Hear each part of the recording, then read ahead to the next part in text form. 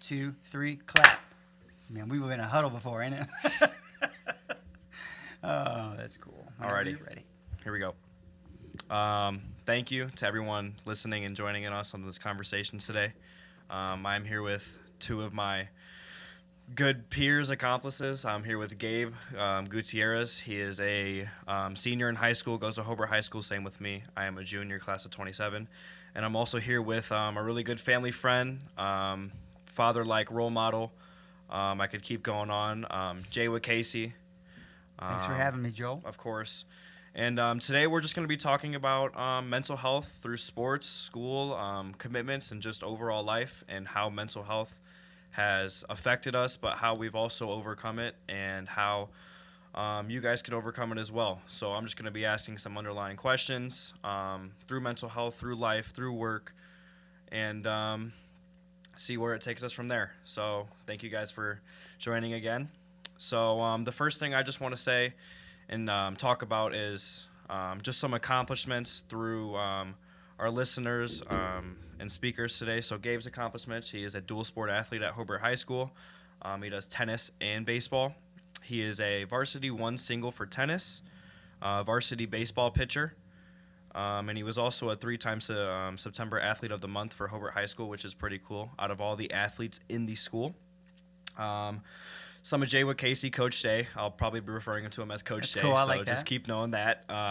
He's a dad, which is, all of us goal one day, hopefully, to all be a dad.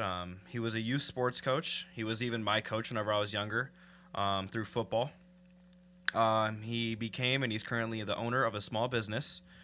He wrote a book, and he makes music. Starting his podcast business obviously helped influence that with, marketing and all that stuff. So that's pretty cool. And then just some of my accomplishments: I'm a 2-time MVP for varsity men's volleyball. I'm a part of the Leadership Council, which is called H Club at Hobart High School. And I'm also an honorary student academically wise. I try to keep up with all that stuff, even if times can be hard, just the bounce back is always the best thing that we can do. So I just want to ask you, Gabe, first question is, how do you deal with school, and how do you deal with mental health, academics, and sports? Because you are still a teenager, you are still a young kid. So how do you deal with that, and what is some advice that you can potentially give out to kids that are just now coming into high school or starting to get more involved? Just how to deal with that. What did you do, and what are you currently doing? So it does get kind of busy, like with academics and sports. So you just gotta have good time management. You gotta be disciplined. You can't be slacking off on your phone. Just gotta lock in on the sports and the academics, and then Yeah, that's good. Time management is a big thing. I've come to learn it's a big thing. What about you, Coach Jay? And the question was how I just get things done, life, how I do life. And also, how did you, deal with school and sports and, trying to become the man that you are today? It was a little different for me because obviously I'm a little older than you guys, and I grew up in a fatherless home, and in that, for me, I had to have a job, right? If I wanted basketball shoes, right? Right. And sports was our real escape for my generation. There really wasn't as much idle time activity that was entertaining. Right. So networking on a team was so substantial for my generation. And, and honestly, kind of growing up a little bit poor, I think if you're a legitimate person or desire to be, you're just going to want to put in the work. Right. Because you've seen the product of the lack of work. You're living in the middle of it often. So I think it was a pretty easy choice for me, Joel. I like the question a lot. 100%. I agree. That can lead into the next. Just talk about childhood. How has, what you've always wanted to be, and how do you keep trying to prosper that through? I'll start. I haven't had the smoothest childhood. Mainly raised by my mom for the past 5-6 years. Through those maturity years of teenager and, becoming a teenager, sometimes, you need that father role. But what I usually did is, I just stuck with myself and how, I just developed this mindset through, it's okay to ask other people for help. It's okay to find other outlets. Coach Jay is one of them. I mean, I have countless other coaches who have helped me become an outlet just through my childhood and helping me become the man that I am today. But also, it's my career that inspires me. I mean, like us all, we all want to make money. So, I mean, becoming through that, I'm between either becoming a psychiatrist, going through psychiatry, or possibly just something education. Like through my childhood, I've had influential people help me throughout the way. There's a lot of them. One of them sitting here today. But, just giving back and doing what I can to help people who do struggle with mental health and who do, not have the best resources. But what about you, Gabe? How has your childhood just affected you, and whether good or bad, on school, sports, and, like, overall your career? I'd say it was pretty good. My parents have always been, like not hard, but, like, they've always been on me about my grades and, like, how I'm doing in class, if I'm getting in trouble. So I'd say this is pretty good, but this is pretty good. It's a really supportive foundation. It's really always supportive. It's always great to have.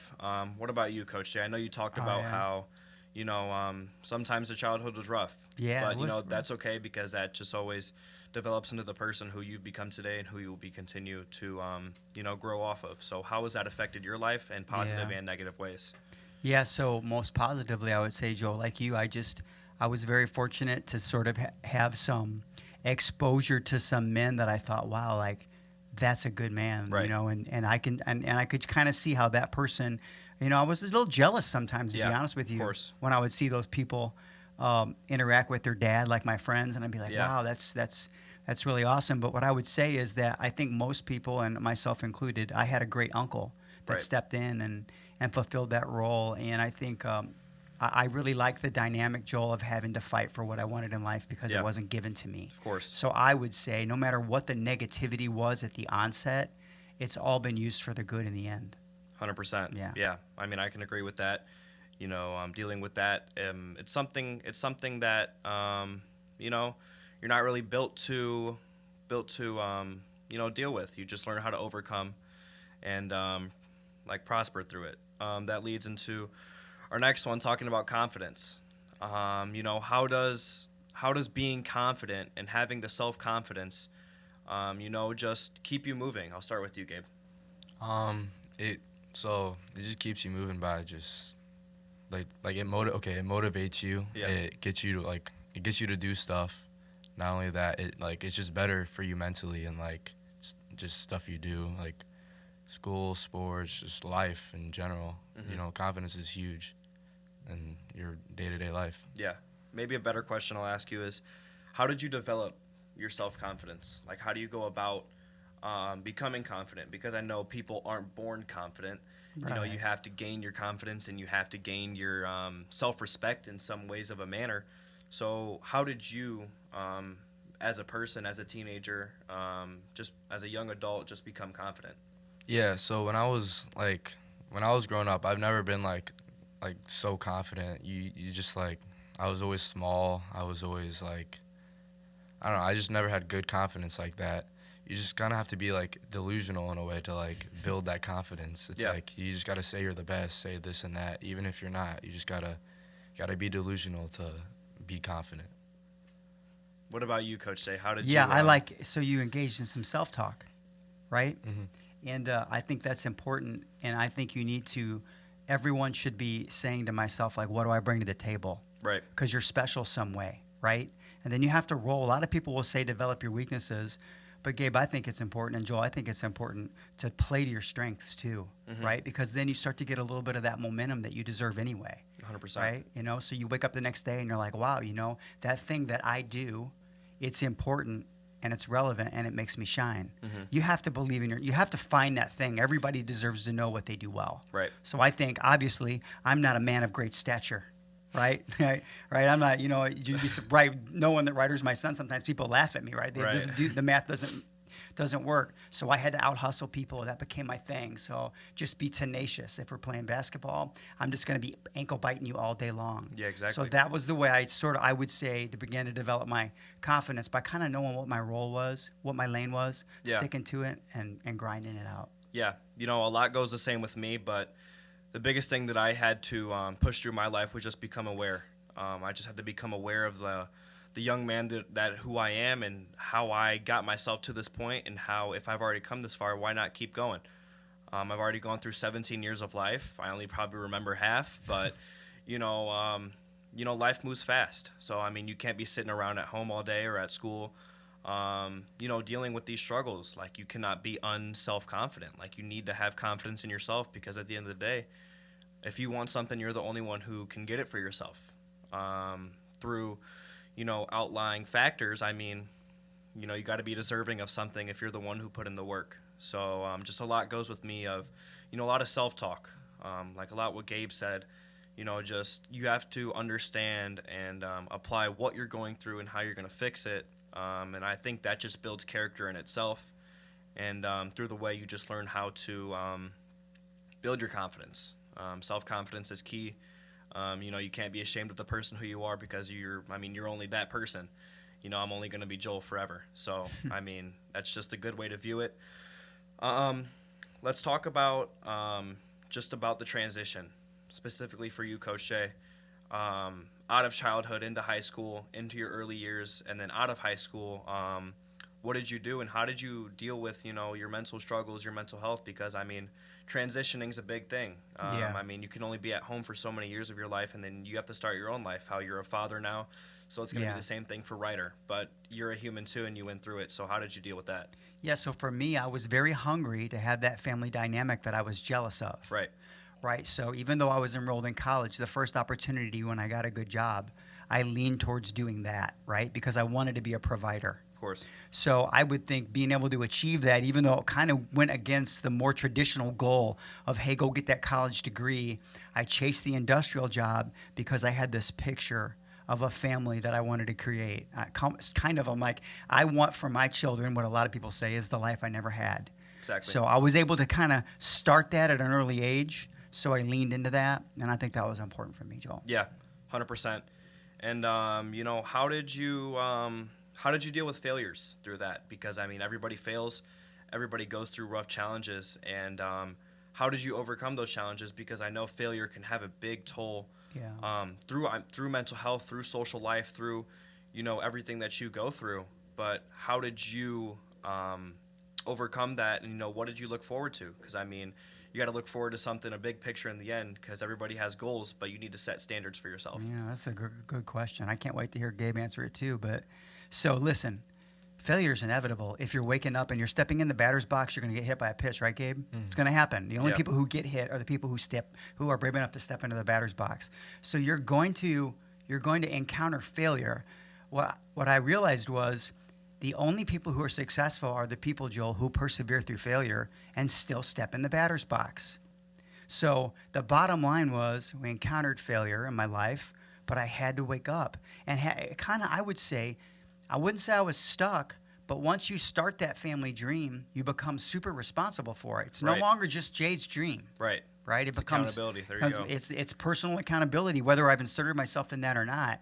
Sometimes you got to find a way to trigger that without the other responsibility. It's got to be more personal. But for me, it grew pretty quickly, Joel, because my family was relying upon me. Right. So get up, put in the work, show up, and blow up. There you go. It had to be you. Yeah. Gabe, I just want to hear how you navigate your pressure and like your fear of failing, how your response to failure, because I know. I'm not really familiar with the baseball game, but I know there's not just one pitcher on the team. I mean, you got other people who get subbed in, you got other people who play over you. So how do you respond to that? I mean, personal response is a big thing, but also just, social response is a big thing. How do you deal with that? How do you overcome it? And how do you just overall just navigate your fear of failing and just, your just response to failure and loss of spot? Yeah, you just gotta move on from it. You gotta build off of it. Not even just like as yourself. Like obviously you gotta like personally you would like gotta just forget it. You gotta be like move on. Like for example baseball, like you make an error, you gotta know next play, next play. Yeah. Even in tennis, like, hit a ball in the net, you just got to worry about that next point. Correct. But for example, like a teammate side, like being a teammate, you gotta build your teammate up. If they just made error, you're not gonna talk down on them. You're not gonna yell at them. You gotta bring them up. That's just talking down on them is not gonna make it any better. Yeah, no, 100% agree with that. The way that I tried to push through my fear of failing is don't make it an option. I never made it an option for me to fail. Everything that I've done, everything that, sometimes I quit, give up on stuff, but in my eyes, it's not a failure, because if I really wanted to fail on that, it would have been done a long time ago. So you just got to look at yourself as not a failure. How do I respond to failure? It's kind of an overall aspect of a question. It's not more of a response to failure, but it's more of an overcome to failure. In my personal eyes, it's, you have to respond appropriately, respectfully, in all states of manner. For example, if you're playing in a basketball game and somebody starts over you, you're not going to say, well, I could have done this better, I could have done this better. No, you got to be the respectful young teammate who, people want to see you be. Carrying yourself in a professional way is always the best way to go about it. But how I dealt with it through my mental health was allowing it to happen. I allowed it to break me down, and I allowed it to help me build me back up, because at the end of the day, if I stop focusing on such specific things, that helps me build in a broader aspect, if that makes some good sense through that. But you just got to overcome it by keep going. I mean, everybody says it, but it's the truth. Everybody wouldn't keep saying it if it wasn't the truth. You got to preach the truth.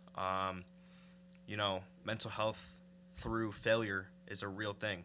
A lot of people give up through mental health in sports and life, and becoming a family member and son, father, mother, whatever it is. People give up because they think that it's over. It's never over through sports. It's never over through school. I had a really bad first quarter because of things that I went through my life. But, I learned the good news that if you have a really good second quarter, it just balances out your grades. And, you get brought up through your semester grades. That sucked. I went through the grief stages. I was sad. I was afraid of what my mom was going to say. Mm-hmm. That was the biggest thing. I had to get through mom, and I'd be okay. But, I called her that same day. I had a really good meeting with my counselor. We have very good counselors at the high school. I had a meeting with her, and she told me that, grades don't define you. You're not defined by your grades. Right. You're just defined how you respond, which really has stuck with me, and I will try to continue to just push that through people. What leads into that is, your life outside of work, your life outside of sports. Everybody has a life. Everybody has a personal life. Everybody who has someone who they want to talk to, has someone who they want to, just ask how things are going, So how do you deal with I'm going to start with you, Coach Shea. How do you deal with your life outside of work, your life outside of being a dad and being a husband? Because at the end of the day, you're still a person. You still have to deal with you and be accountable for you. So how do you deal with that? And what's some advice that you can give to younger people like myself and Gabe here, but even older people, how they can become better at being self-accountable, but overall just improving their life for themselves? Yeah, so I love that you're asking this question, Joel, because I think people, they start to become so identified by their job, right, and then what their role is in their family, that the person they neglect the most is themselves, right? So 100%. Then before you know it, what ends up happening is they become a lesser version of themselves that can't do as much as they'd want to do in the end. The longevity of what they're able to do gets diminished because, for example, I could take really good care of Gabe and give him 100% attention, but if I die in 2 years because I neglected myself, I probably gave up 10 more years I could have helped out Gabe. Yeah. So I could have had more longevity. So I think having a great hobby that lets you, like we're talking about stress and mental health, that kind of you disappear in it for a little bit, and it's solely yours, and you're making your own progress in it, and there's no pressure. And I think eating good food and taking care of yourself physically, it goes all back, Joel, to that personal confidence, right, and the way you respond, because all of it's linked to how you feel about yourself, right? Right. So I think taking care of yourself should be a priority no matter what age you are, so that you can do more for those people, that you love and that you care about. And I think everybody should have a hobby. I love what I do for a living, Joel, and I know it's in my wheelhouse, right? But I really don't think it defines me as a whole person. When people think about me, they don't really think, oh, Jay, the safety guy from Cleveland Cliff Steel, right? They think about my relationships and my hobbies, and that's exactly where I want to be. That means to me that they're clear enough into my life to project who I am as a person. So I'm winning that battle. You're doing something right. Yeah. Yeah. I mean, with me, it's, you got to look at it as a way of, it's everybody's first time living. You're not going to do everything correct. Right. You're not going to wake up every morning and eat the best breakfast. You're not going to be early or on time to school every morning. I mean, you're not going to perform your best at practice that you always could, but it's just about not losing yourself. So many people struggle with mental health, and so many people struggle with mental health through sports and through school just because they lose themselves. They begin to lose track on what they're really set out to go accomplish because of the things that they're worried about in the moment. And I like what you said, how, you can only help somebody so much before you have to start to help yourself. Yeah. And you can only truly, really give half of yourself to somebody if you really only have 25% of yourself. You have to be comfortable with yourself, and it goes back to being confident, and it goes back to holding yourself accountable and being responsible through yourself to help other people. I like to be that person that people like to reach out to. But sometimes it's hard because you begin to lose yourself. But through positive people surrounding you, and I think a lot of it is about the people who do surround you, because people do have an influence on you. Yeah. Even if it's through your own self and through your own time. So I really like what you said about how you can't lose yourself and then start to help other people.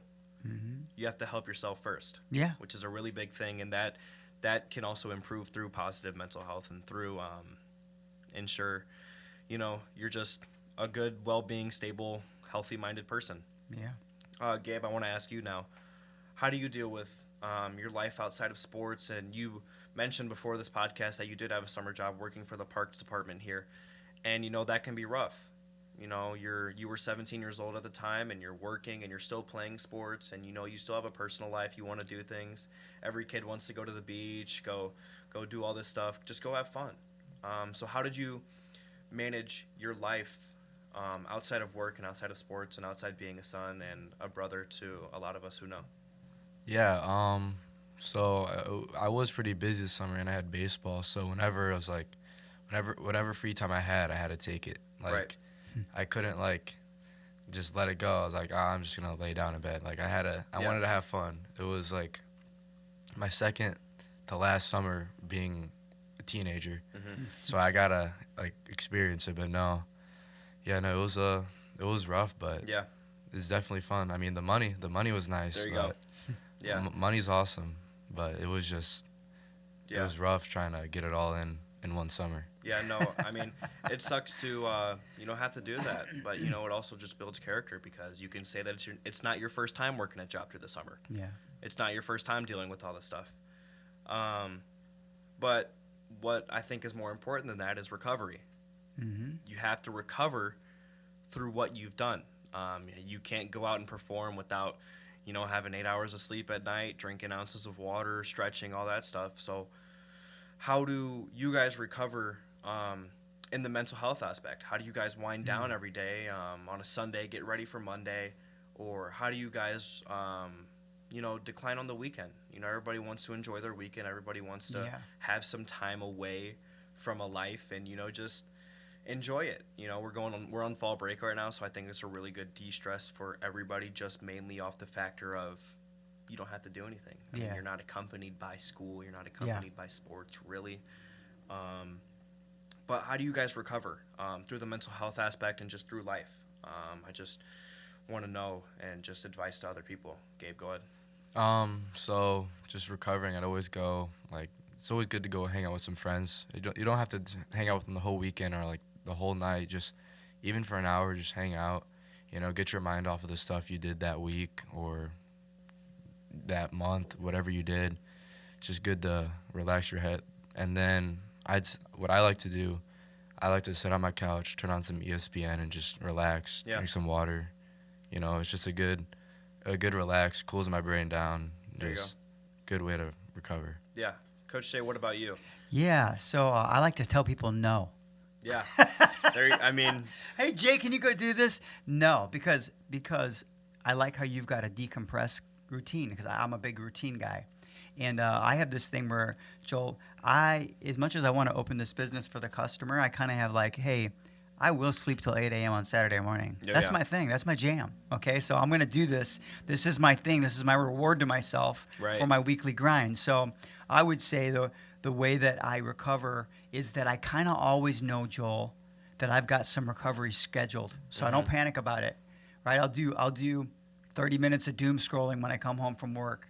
It's my time, 1 cup of coffee every day at 4 p.m. Yeah. So I have this routine where that's scheduled in my day. So I don't panic about it, because I do see the value of it, Joel. Not everybody has to have unlimited access to you, right? There you go. Because I'm an alone time guy. I like some of my alone time, you know? So whatever your routine is, or me playing a little bit of guitar, I make sure that it's part of my day every day, Joel. But Saturday morning, sleep until 8 a.m., If I got to sleep till 8 a.m. every day of the week and drink a cup of coffee, I'd be in charge of the entire world. Yeah. But don't worry, I got to get up at 4 a.m. most days. There you go. Yeah, no, I like how you said that. I like how you put it into perspective of, just saying no. Yeah. Like no is okay. not. People think that no is a bad thing. Yeah. No is not a bad thing. No defines your worth. It's just, I gotta recover first. Yeah. And then I can just pour my all into you. But just through that recovery, a lot of recovery to me is sleep.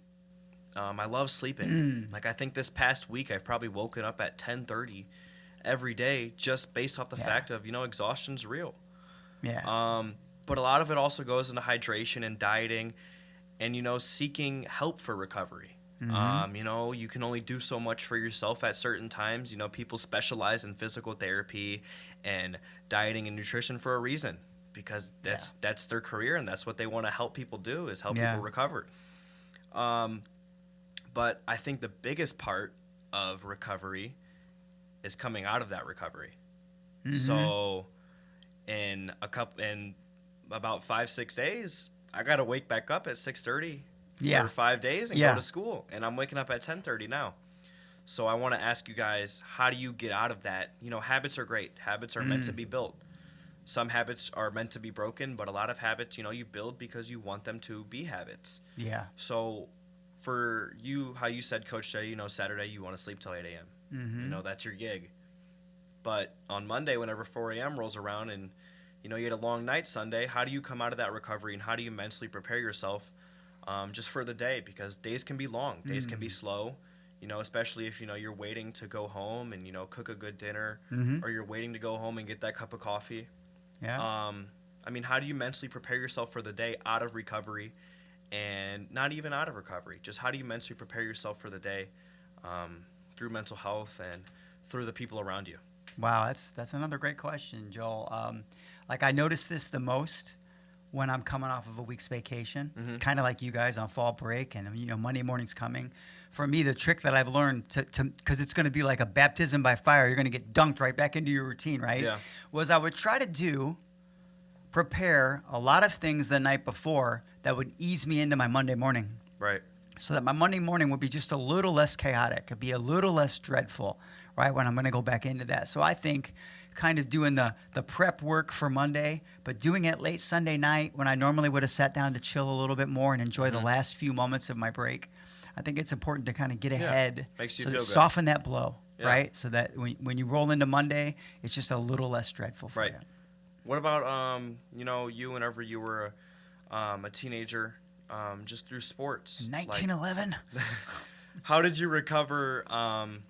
Because injuries have been a thing since the days of man. So how did you recover through injury, and how did you recover through mental health? Because I know in high school everybody deals with mental health. Yeah. So how did you deal with your mental health in sports and recovering and going home and still having to provide, but also be that son that you were, and also be the kid that you were and wanting to have a life? So how did you recover through that? So for recovery for us is a lot different, because there's way more science behind your recovery than there ever was ours. Right. Or yours is an ice bath.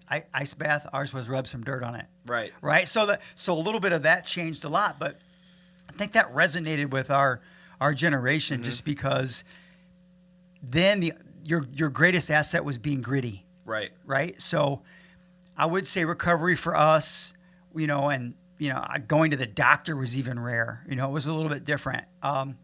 We would manage it probably by, it was probably the same methodology used by medicine today, where how they get you going, Yeah. right? Well, we had to go. Right. There weren't going to be a lot of excuses. Couldn't stop. Your going is now more guided, and you're blessed with better technology. But I think, Joel, that we just kept going, right? Right. So recovery for us, we got back on that ankle a little faster, Mm-hmm. like even when it was still green, yellow, and purple. You guys, Right. I know you've rolled your ankles. Oh, I know yeah. they've been bad. Oh, yeah. I would say by day 3, we were getting taped up and we were going. And our only recovery was Twinkies and chocolate milk. Right? So I'm so happy for you guys, because I see it in Ryder and I see it in you guys, that there's actually some science being applied behind Mm-hmm. it. And I think that's why when you guys come back, you come back at 100%. Right. Where we were limping and gimping, you guys look great when you step back on the field. Right. Gabe, what about you? How do you recover through mental health and through challenges, but also through physical? Because, you have to be physically prepared to be mentally prepared, vice versa. So how do you come back off of injuries? How do you come back off of recovery? But also, how do you deal with your mental health whenever, you recognize that it starts to plummet? And how do you recover off that? So, for example, my freshman and junior year, I had back injuries. Not like an injury, but it was like something was messed up my back. Like, I couldn't run, I couldn't bend over, like I couldn't really do anything. So I was just like, I don't know, I was just out of it. Then like freshman year, I just didn't do nothing. I just did nothing to help it out. I was like, I gave up. Mm-hmm. And then sophomore year, I was fine. Junior year, I come back in like October, my junior year, it happened again, same Right. thing. And then I was like, I'm not just going to sit this one out again. So Wow. I went to a physical therapist, went to a chiropractor. I started doing the stretches, the workouts, everything they gave me. And I came back Yeah. in March feeling better than Wow. ever. Took your steps. You had to. Yeah. Recovery is a big thing through me. Just, you have to be 100% to perform 100%. Injuries are one thing, but mental health is another. You got to be mentally prepared. You got to be mentally with yourself, mentally in the game, just to overall, prosper. At the end of the day, you want to be better than the person next to you. So it's just all about you and how you recover. But injury-wise, I went through some tough injuries. Recently, I had a concussion last year about this time, and, some sacrifices had to be made. Did I really want to keep getting injured? I was also dealing with a lower back problem. I pulled a muscle in my lower back last summer that just constantly persisted, and with the sport that I was doing, it was a non-ending, just arrivement, and it sucked. It sucked waking up in the morning and, dealing with back pain, because then you really think, oh, well, can I do this? And that takes a big toll on your mental health. And this year in about January, February, March, I was dealing with a fractured lower back, and I sat at home all day during basketball season because I was on the basketball team, but I obviously couldn't play. So I sat home all day and I gained like 12 pounds. Yeah, sure. Because I was super unmotivated to do stuff. I was unmotivated to do stuff because I couldn't do stuff. I've been active my whole life. I've never not done anything. If there's always a sport I can play, I'll do it. Thanks to my genetic factors, but I love being athletic. Like, I love being able to do stuff that I love to do, whether it becomes a challenge or whether it's easy. So recovery is a big thing through that. Dieting, I'm learning, is now a major thing. With the sport that I play, which is volleyball, dieting's a big thing. You can't be too much overweight. I'm 6 foot, so I can't be too much overweight to where I can't jump high enough. Yeah. But I can't be too small to where, I'm just a little guy. Mentally, toughness in volleyball is a big thing. So recovery a lot for me is dieting, sleeping, and hydration. Yeah. And it's also prioritizing yourself first, because we're all people. We all have school. We all have life. We all have to go home at the end of the day. So a lot of people, it's a lot of behind-the-scenes work through recovery. People just don't know, but I'm constantly trying to do something to better myself. So it's something that's a non-ending cycle, and it never will be, just because you need to recover to become better. Yeah. So another thing that I want to talk about is overtraining and pain, and how do you deal with overtraining, and how do you know whenever enough's enough? I'll start on this one. overtraining to me is something that I hate to say because I just love doing stuff. Yeah. I love getting that extra 15 reps at hitting a volleyball. I used to love throwing football, and I used to love getting shots up. It was just something that I never wanted to stop doing. But it eventually started to lead up and take a toll on my body. Mm-hmm. In the last 2 weeks, I probably hit 500 volleyballs, and I'm going through a shoulder pain now. Yeah. That's just through overtraining. So whenever I know enough is enough for me, I'm gonna be honest with you guys right now. I still don't know. I'm still trying to learn whenever enough is enough. Yeah. I have really good coaches and a mom who tries to push through me. Like, you don't always have to be doing something. You can always be content with what you've done right now and just keep moving on. You have to recover. So I want to ask you, Gabe, how do you know whenever enough is enough? Like, how do you know whenever to stop, hitting baseballs, throwing pitches, your arm hurts, but you think you can get 5 more in? Or whenever you're just at the gym and, you want to keep doing this, or whenever you're at the gym, you don't want to do something. So, how do you deal with overtraining, and how do you deal with mental pain and, your overall toughness and grittiness through that? See, for baseball, so let's say I'm pitching or I'm throwing a bullpen in practice. We have a limit. Like, Right. Our coaches limit us to like a certain amount of pitches so we don't hurt our arm. Mm-hmm. But normally, if we're on a limit and I haven't reached it yet, but my arm's already hurting, I'm done. I know I can't risk it. Like, I'm done. I can't risk it. Mm-hmm. Yeah. And what are the steps that you take? Because I know that you may have limits in practice, but you can always go home and go out in the backyard or go out in the front yard and continue to throw. You can be in your room practicing your throwing motion. So how do you stay disciplined with that? And how do you know, maybe it's actually time I do take a break? Yeah, so like right now, actually, I'm trying my hardest not to throw a lot because it's off season. I'm not trying to hurt my arm before. Right. So I've just been doing a bunch of arm workouts. I've just been working out a lot to try to stay in that shape and gain muscle. So when I come back, I'm throwing harder. Yeah. This and that. Like, I'm stronger. Yeah. Coach Shea, what about you? Yeah, I just think, I'm sorry, Joel, I didn't mean to cut you off, but Okay. if it's the same question, transitioning to something else that's still beneficial, right? Still challenges Yeah, maybe that 100%. group of muscles or that movement, but isn't causing you the pain, I think. It's just a really great way of pivoting in life. Right. So, hey, I'm going to work around my problem. It's something conversation I have with Ryder a lot because he's had these different injuries, but I'm like, cool. Then what we'll do is we're going to look to excel in another area. Right. Because then that goes back to, hey, in life, I'm able to work around a problem, right? And still develop something else, which probably needed attention anyway. So it's 100%. almost like your injury can be a blessing, Joel. It's almost a if gift. now, all of a sudden, you're like, forget it, man. My hitting arm's killing me. This next 3 weeks, I'm going to work on my vert. There you go. Right? So I think pivoting and embracing it. And once again, you guys, I think you have great trainers. You have some stuff we never had. So it's awesome that you can embrace that and work around it. Yeah, no, it's definitely a gift.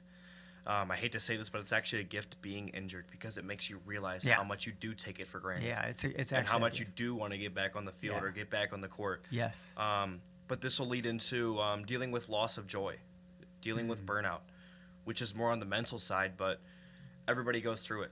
In life, everybody goes through it. In sports, everybody goes through it. And being a dad, being a son, eventually trying to be a father, trying to be, somebody who you've always wanted to be. I'll start with you, Coach Shea. How do you deal with, your loss of joy? Because people sometimes can be sad. It's okay to suffer, but it's never okay to suffer in silence through that stuff. Yeah. So the conversation I've had recently with Ryder, because I love this question, is that we don't always do things because they provide us joy.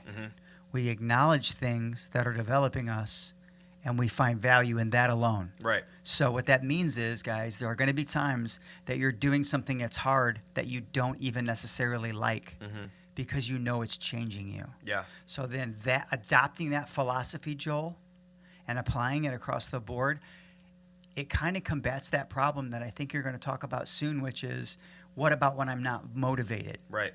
Right? Because it doesn't require motivation because you've already established value in it. So I think that's kind of the way we deal with that, at least in my family or in my own personal life. Yeah.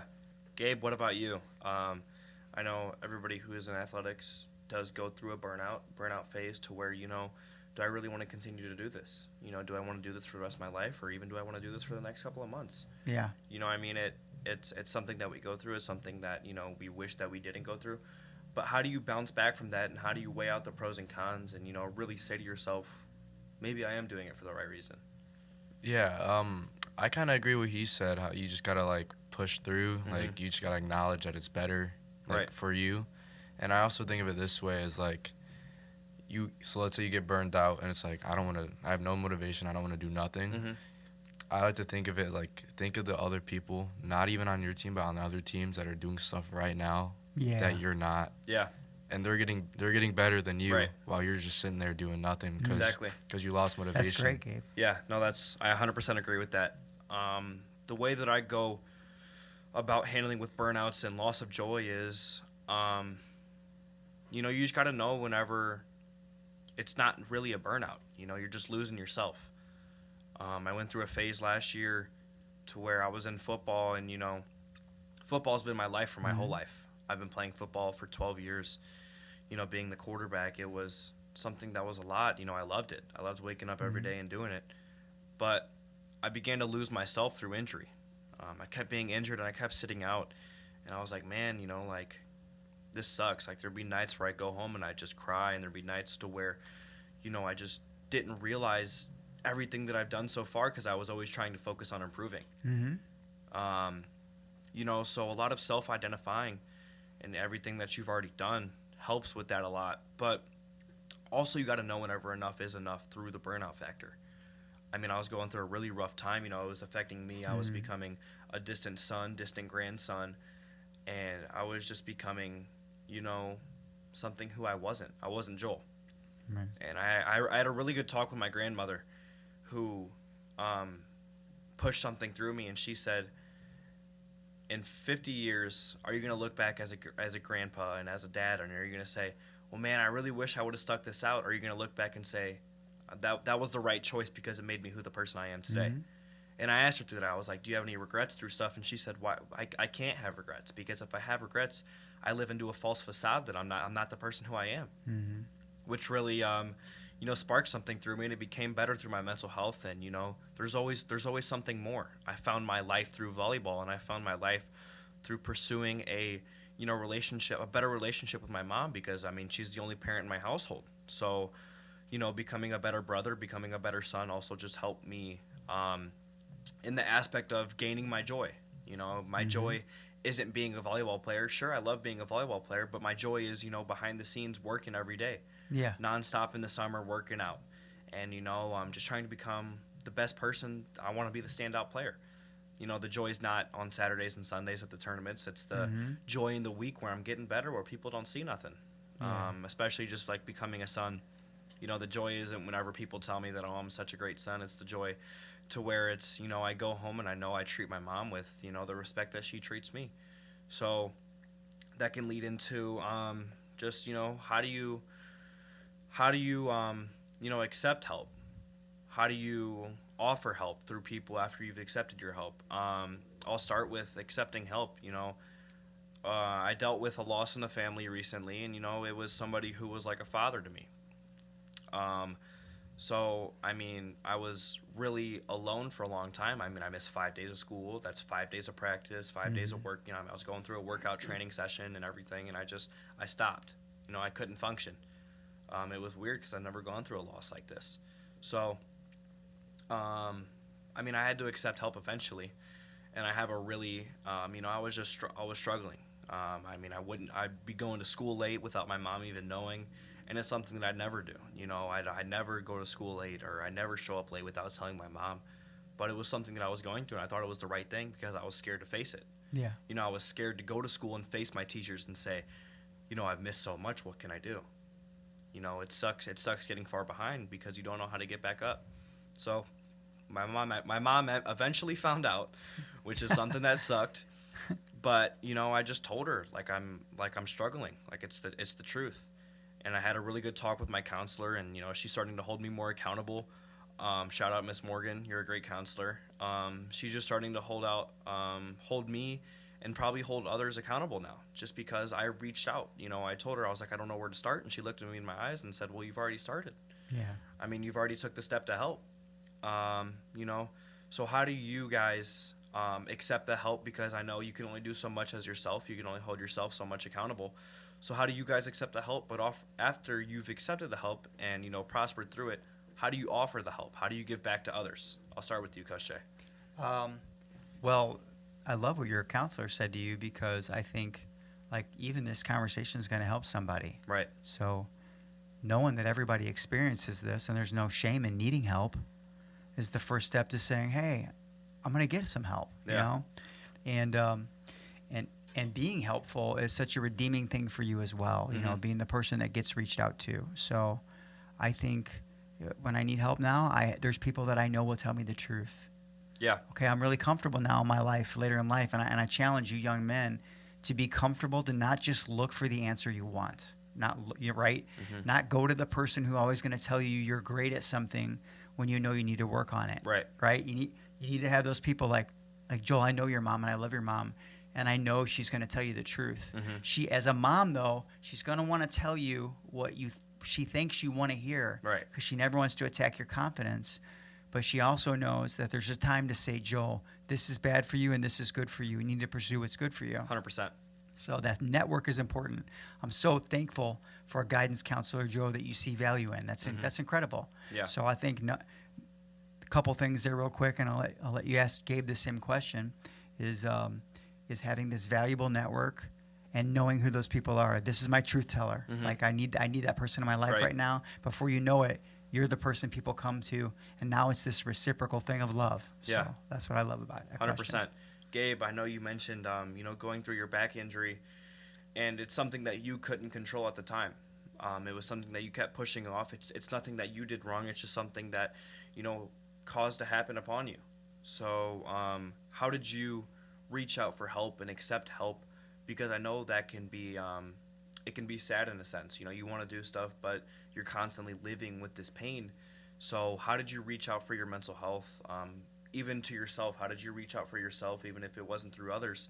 But how did you reach out through injury and just wanting to get better? So I would so when that happened, I would always just try going to the gym, getting bigger. Because I can't play, might as well just get in the gym. Right. So that really it didn't help, because then I couldn't do that stuff either. Because when I found out I couldn't do that, so I was just really I was just really not depressed, but I was in a way I was pissed off. So It's rough. It's rough. I didn't know what to do, so I was I just talked to my friends about it,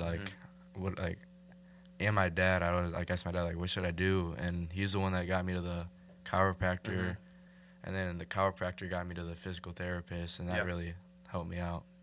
Yeah, it's always a good thing to reach out for help, and it's always a good thing to accept the help. This also leads into, you know, how does, you know, it's really hard to reach out for help, you know, through a lot of circumstances. And I know how you mentioned, Coach Jay, that you didn't have the picture-perfect childhood that everybody really wants. Yeah. So, you know, it's hard to reach out for help, especially in that circumstance whenever you learn how to accustom and do everything by yourself. You know, that's how I had to learn, and it's how I'm now eventually starting to change, where I'm accepting help. You know, I like to follow. My mom says I'm just like my grandfather. How, you know, I just like to do everything by myself. You know, I'm eventually going to be a man's man, to where, you know, I'm stubborn. I want to do everything by myself. I don't want to have the embarrassed factor where somebody has to do it for me. Sure. So, you know, with you not having the picture perfect childhood, you know, how I didn't have it either, which we can, you know, agree on some circumstances too. How did you eventually overcome your fear? Even if you didn't have a fear, how did you eventually overcome, you know, trying to reach out for help, because you eventually realize, you know, maybe it's time that somebody helps to intervene, even through your uncle, because you mentioned how your uncle stepped into your life. So how did you communicate through that and through your thoughts? So my family, one thing I will say, Joel, is I might have lacked some of those role models, but even not really having a dad in my life, and we were kind of pretty poor, I never lacked being loved. Right. So what the advantage of that is that people were already still pretty in tune to me. Most of them are women, right? Some of the greatest men in my life are women. Yeah. I don't mean that in a bad way, but they just showed up all the time. And then of course, Uncle Ken, who a lot of people know in the area as Mr. Rich, who was the principal of Maestro Elementary. He was just an electric human being, so he was he was almost like this celebrity, you know. What I love about those people is they kind of knew when I was having a problem, so they would start the conversation. Right. That's what's so important about having that great network. Right. So then you know that all the chain of events to getting help starts with your mouth. Oh yeah. Right? So I think that's probably how I learned that, Joel. And then I still even if I'm looking at a YouTube video, am I asking for help? I am, right? I'm not trying to solve the problem by myself. So in my more modern life, I would say I've used technology a lot when there wasn't that person that I could tap on the shoulder and say, hey, bro, I need help moving. Right. And, you know, that will lead into just talking about discipline. How do you guys stay disciplined? How did you stay disciplined whenever going through times like that? Gabe, I'd like to start with you. Just how does I want to know what discipline means to you. What's your overlying factor of discipline without motivation? Just like discipline in a way, like I'd say it's like you telling yourself to do something even if you don't want to do it. Right. Or like, yeah, like even if you don't know how to do it. So it's like an internal commitment. Yes. Yeah. 100%. Spectacular. Coach Jay, I'd like to go with Yeah, you. What is discipline works. Yeah. Right? It just works. And There you so go. I had the advantage of a longer timeline than you guys. So I've tried to live a life undisciplined. It does not work. And then I lived a life disciplined, and it results in progress. So for me, through time, I know that it works. Right. And the trick for me is when I say it to you awesome young men, I want to say it in a way that doesn't sound like I'm talking to you. It sounds like you believe me. Right. And believe me, fellas, I promise you, it works. So I'm full on into the discipline aspect of life because it's provided so much for me, Joel. 100%. It's outperformed the desire for motivation. 100%. Discipline's great. What I have here is, you know, discipline's just an internal commitment regardless of motivation. Yeah. You got to wake up every day and be disciplined. You got to go to school disciplined. You got to go to practice disciplined. You got to have that almost chip on your shoulder with yourself, not with others, but with yourself. Through, you're the one who has to do it. You got to stay disciplined. You got to eat right. You got to drink right. You know, and then once you eat right and drink right and sleep right, then the motivation follows to where you've already done this. So now you have motivation to get better. So it's all an underlying factor. And it all also just leads back into having a stable mental health system. Is if you're not disciplined, you're going to lack the motivation. You know, and people need motivation. People thrive off motivation. But if you learn how to accompany and get rid of the motivation, thrive off discipline, and thrive off helping others through discipline, then you become motivated. People try to seek for motivation whenever they should be starting to seek for discipline. Yeah. You know, it's just it's something that hurts to say, but you know, you got to wake up at 6:30 or 4 o'clock in your shoes and, you know, go to work. But once you wake up at 4 o'clock and you're already at work, now you have motivation to keep going because you've already done the hardest part of your day. Yeah. Hardest part's always waking up and getting out of that comfy bed and, you know, having to go to work and live a work life for hours at a time and living a school life for hours at a time. So this also just leads through, you know, confidence. I already know that we talked about confidence, but I feel like we have a better understanding of it now. Yeah.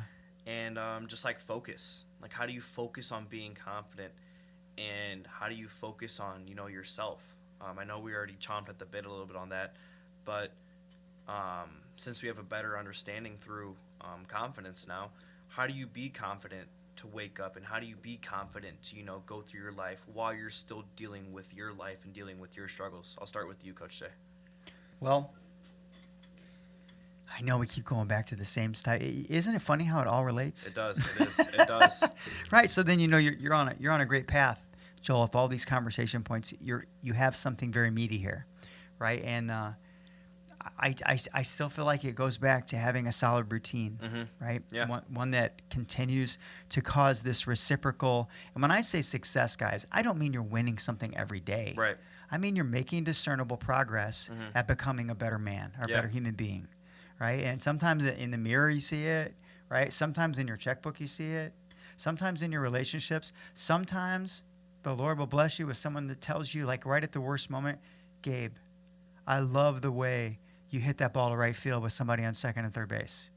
Right? Those, and because you know that if I say that, I know what I'm talking about. Yeah. So it means more to Gabe, right?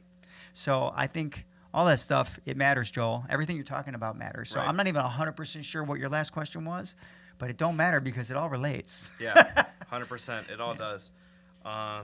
Through confidence and through focus, you have to stay focused to stay confident.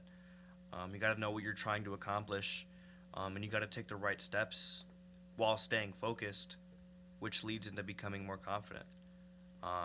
It's okay to reach out and it's okay to accept help, even if you want to do it all by yourself. Yeah. And I mean, sometimes it sucks to reach out because, sometimes you feel like you failed, but in the end, after you do reach out, you become better than you ever thought you could have been. So, Gabe, how do you deal with focus, sometimes lack of focus, but how do you always stay on the right track or the right path to not only help yourself, but also help others? Because I know you do have a little sister who's at the high school.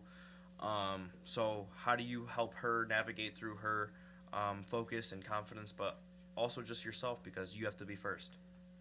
Yeah, like for my sister, she wrestles, so she's always like telling me about like who she has to wrestle for varsity, like to get that varsity spot. Or like last year she was on varsity, so it was like, this is who I have to wrestle to win. Like if I beat these people, then I win. But I got the one of the girls I have to go against is good. She's like, you just gotta build confidence in her, like get her on the right path, or else she's not gonna. Yeah. Because obviously you don't want her to be like, I'm gonna lose. You want her to like. Right.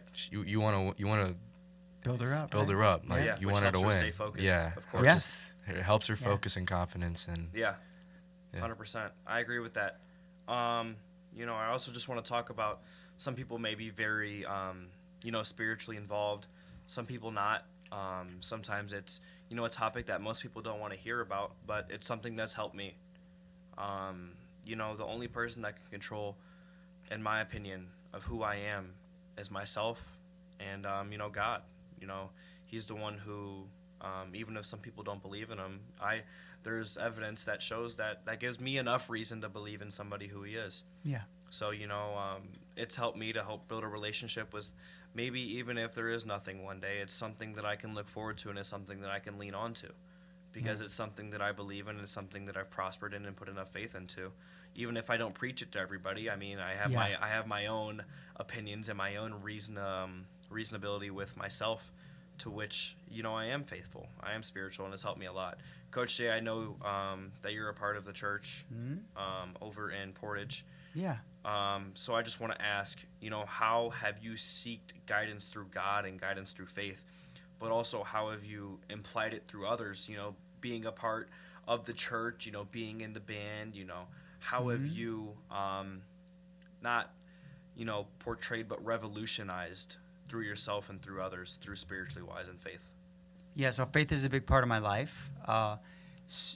There is a principle that I like to live my life by, and it is do everything as if you're doing it for the Lord. Right. That kind of removes at least the most very human desire to get a reciprocated result from another human being. Right. Because I'm not really if I do something nice for Joel, it's because it's my duty to do something nice 100%. For Joel, right? So, and then Joel, in the morning, the first thing I do is spend about a half hour in the dark praying and drinking coffee. That's how I start my day. That's part of my routine. So I see how it's all working together. Yeah. So I just think faith is an important part of everybody's life, because I think you're going to get to the point that you find out that your life isn't just about you. Right. Right? So get over yourself a little bit. Sometimes I have to tell people that I love, even something bad that you or Gabe are going through, and then you persevere, and then you tell that story. Like you guys telling this story, you guys talking about this, it is about you, but it's not just about you. Right. And that stuff isn't a mistake, Joel. 100%. So once you see that happening, I think it provides this perfect umbrella for existence. It's huge. Yeah. Awesome. Which also leads into, there's a lot of faith and a lot of prosperity through social media. And I'm going to be honest with everybody who's watching and everybody who will continue to do podcasts on this, social media sucks. The media is one thing, but you're the other. The media is always going to say something different. People want you to believe the media. People want you to, seek help through that. And, sometimes the media sucks because the media can make you feel, less than what you are and less than who you are. Whether it's through friends online, whether it's through Snapchat, Instagram stories, Facebook posts, Hobart happenings, which is a pretty common thing. Sometimes people get downplayed through that, and sometimes people struggle through that. So I'd like to start by just saying, I've dealt with social media stuff. I've never been outlandishly like published just because of, I've always tried to be the person that people don't have to talk negatively about, which I've tried to, continue to be doing, but how I dealt with social media and my mental health is, social media is just something that you don't have to pay attention to. It's something that you don't have to confront. Right. You don't have to confront social media. All you got to do is open it, look at it, and close your phone. Turn off your phone. But at the end of the day, whenever you wake up every morning or wake up every afternoon, sometimes on fall break, you go in the bathroom and you look at yourself and you're like, well, I have to choose to be this person today. Like, I have to be the best me. Like, I can't let these people on social media affect me. I can't let these people on social media affect my mental health. Yeah. Just based off the fact of I'm the one who controls it. I'm the one who has to prosper through it. So I want to ask you, Gabe, how has social media affected your life through sports, and how has social media affected your life just overall in general? Because I know sometimes through everybody's life, somebody posts something on social media that you don't want to see, whether it's about you or whether it's about something that people want to believe in. So how has mental health been affected by social media? It's like it's a big factor, because if you think of it like this, let's say, okay, for example, let's say I'm like a 5-star player in sports, right? Mm-hmm. And then you get posted on like an account that posted like 5-star players, right? And all the comments are just like people bashing you, like, right. This kid's overrated, this kid sucks. It's like, it's hurtful. I mean, you got to try your best to just ignore it and move on, but it sucks. Yeah, no, it does. There's no running away from it. Yeah. There's just only moving on from it. Coach Jay, I want to ask you, just because I know social media is more relevant with teenagers and kids now than it was. So I just want to ask you, how do you deal with social media now? Just, owning a small business, writing a book, owning a podcast. There's always going to be somebody who doesn't want to see you succeed in a factor. There's always going to be somebody who wants to say something negative about you and, your book could have done this better. So how have you dealt with just the underlying factor of people not being so kind towards the work that you've done and the work that you continue to do? And this could be its own podcast. I know. This could be a whole other conversation, because I love social media and I hate it. And sometimes in the same 5 minutes. Okay, I don't like how you guys, historically, if I was a teenager, I could go home and I could get away from the bullies. But you guys are never away from them. You get it? I don't like that you're constantly subjected to nonstop comparison mode. Right? Yeah. That you're always looking up those 5-star kids and wondering why your 60 time isn't as fast as them and all that stuff. You're constantly now that sometimes that motivates you, sometimes it tears you down, right? So I think you got to be really careful on what is motivating you and what is kind of deconstructing you. It is part of life. So if you're going to rep yourself in any way, whether it be a business, whether it be how your kills. Like, what I love, Joel, is I love if you share a video of you getting a kill and it hits the opponent in the face. Right. Because I'm going to put 6 fire emojis, right? Oh, brick, because you're a brickie, and a bicep. Because I love giving you likes, right? Right. But there's some people that love to give the thumbs down. Yeah. And then they talk from behind. I call them keyboard warriors. Yeah, they are.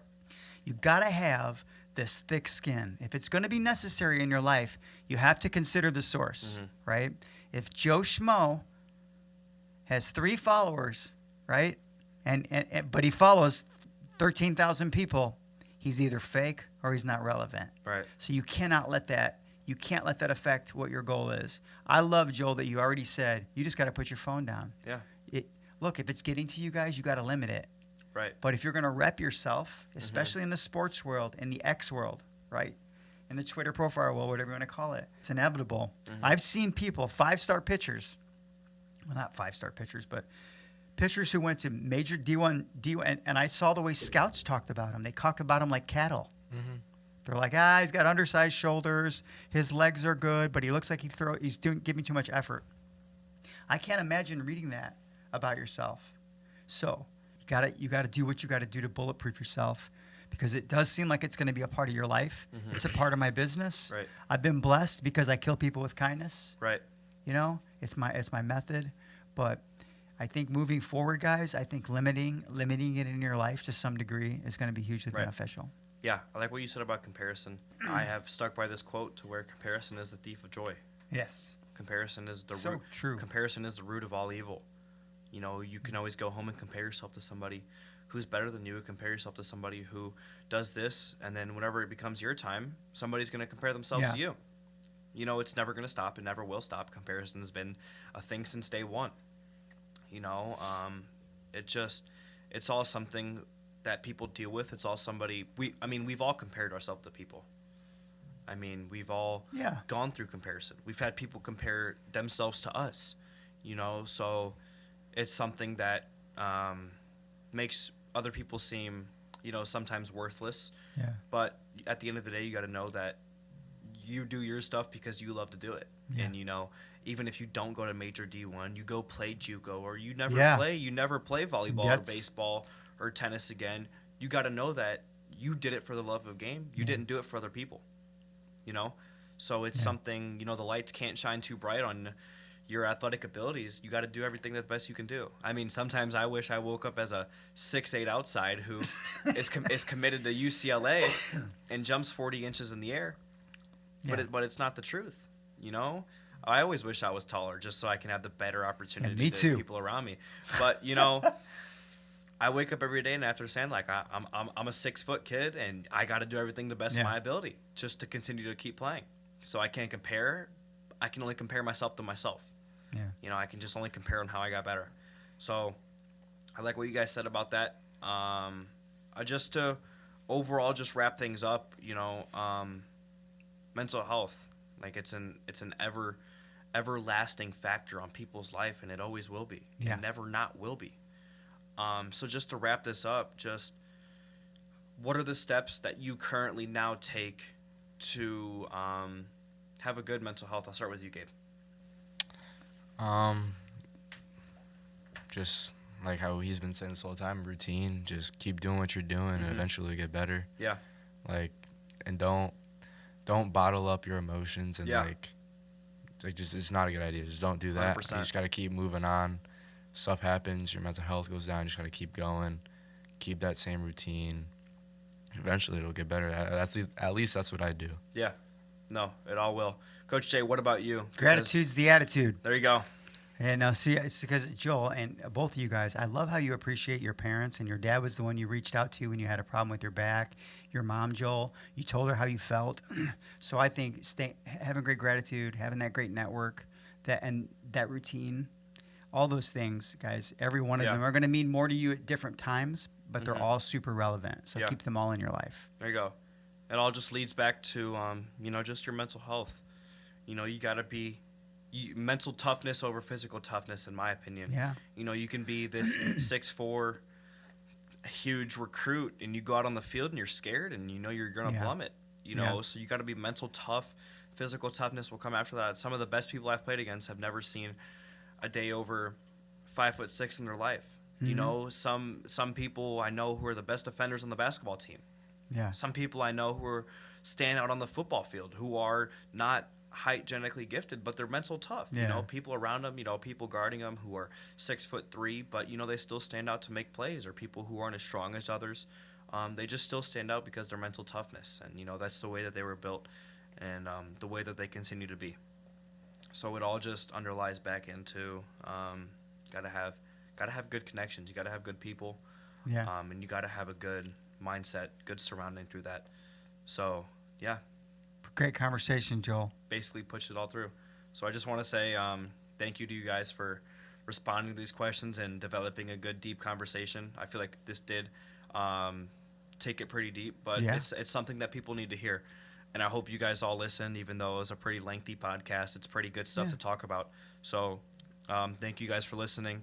Thank you for having us on here, Coach Jay. Yeah, This you is bet, an man. honor and a privilege to be talking about this. Even better that I get to do it for school. Yeah. So this is awesome. So thank you guys again. And hopefully we'll talk again soon because this was good. Yes, sir. All right, man. Great talk.